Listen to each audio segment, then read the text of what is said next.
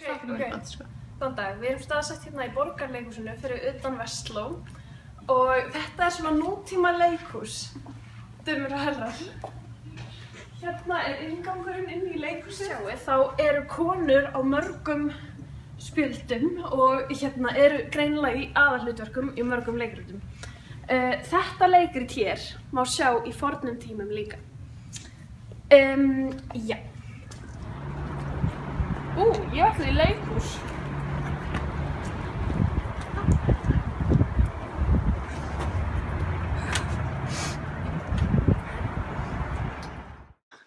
Leiklistin er talin hafa orðið til miðja 6. öld fyrir Krist.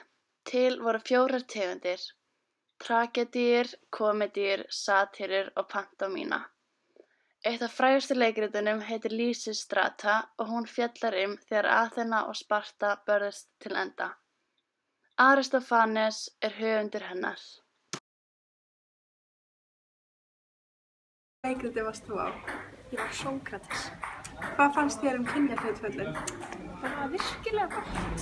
Það sýndi sig vel að kvenmenn eru með alveg mikið í...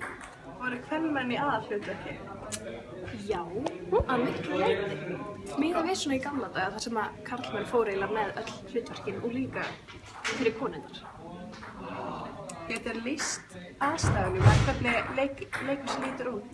Sem sagt, í gamla daga þá var leikhúsið sem sagt þannig að sætin voru í kringum leikhúsin, eins og í svona hálfboga. Já. En í dag þá setja leikhúsin, sætin svona upp á við frá leikhúsinu. Þannig að allir geta horft. Já. Og það er bara svona, já. Helstu skáldin eru Evripídes, Eschylos, Sófókles og Aristófanes, en þau eru öll harmleikaskáld.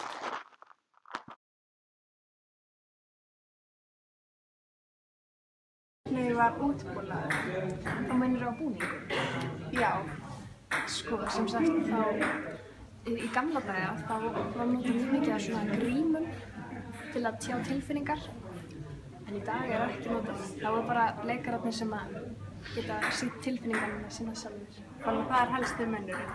Já, og í gamla daga var oft barist í leikritum. Já. Í dag er þetta meira kannski svona komedíur eða svona gaman leikrit. Já. Hvernig tegund af leikriti var Sófókles? Tragedíur. Hver er þá helsti munurinn á leikhúsum til forna og leikhúsum í dag? Helsti munurinn er sá að leikhúsið til forna var undir berum himni, en Leikhúsin voru undir berum himni og engin leiktjöld voru fyrir sviðinu. Á því var hringlaga flötur þar sem altari Díonýsosar stóð gjarnan. Aðgangur að sviðinu var á hliðunum og þar fóru leikarar og kórinn út af og inn á sviðið. Engin leiktjöld voru í gamla daga, en í dag eru þau stór partur af leikhúsinu. Nú ætlum við að koma með nokkra staðreyndir grísk leikhús til forna.